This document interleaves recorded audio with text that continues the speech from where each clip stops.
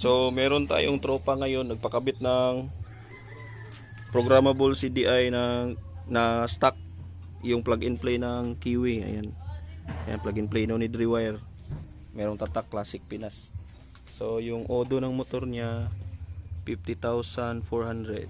Ayan. So check natin. Nakalimit na, pinogram namin sa 10,000 RPM.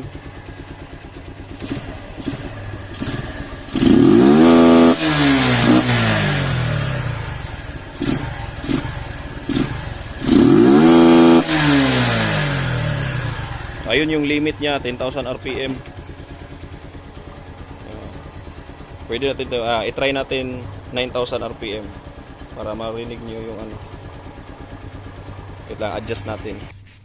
So ayan, in-adjust ko na, ginawa kong 9,000 RPM para mas early yung limit. Try natin. So mas maganda yung pick up niya sa push start. Mas madali siyang i-start, tapos maganda rin yung performance dahil sa CDI. So check natin yung limiter.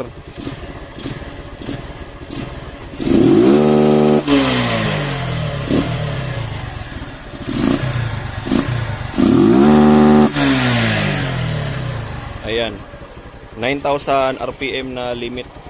Pero mas gusto ni sir na 10,000 para pag overtake medyo hindi alanganin. So ibabalik natin sa 10,000. So ayan, binalik ko na sa 10,000 RPM yung limit. Okay na to, babalik na din natin yung upuan. Kakabit na natin para ma-ride na ni sir. So update tayo maya maya.